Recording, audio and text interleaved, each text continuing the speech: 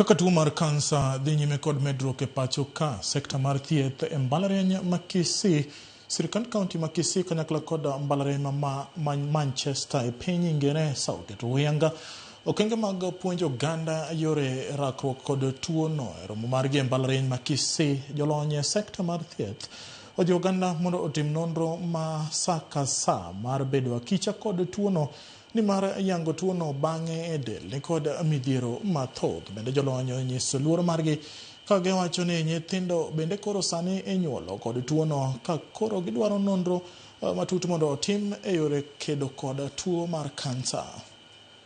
The university is establishing a niche in the area of cancer research and management, and we are partnering with the county government of Kisii in handling the health matters. As you all know, health is a devolved function, and we are partnering with the county government of Kisii in this. And in developing our niche on cancer research and management, we are currently engaging various stakeholders.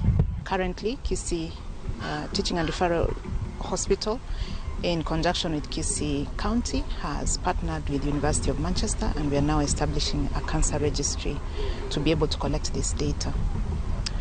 So far, the efforts that have been done, we have some statistics that show us what the 5 leading cancers in Kisii are.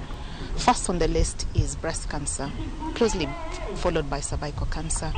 Esophageal cancer is the 3rd one, colorectal the 4th one, and prostate being the 5th cancer that we are seeing. Also, from our discussions, we need to have more data collected on children, because cancer is also affecting all age groups, children included.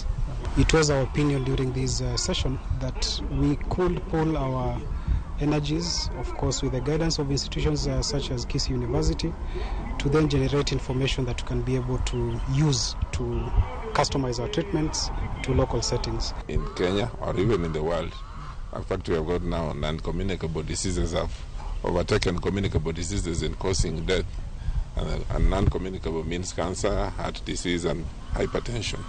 So the workshop went quite well. We talked about most of the leading cancers in Kenya, about breast cancer, prostate, cervix.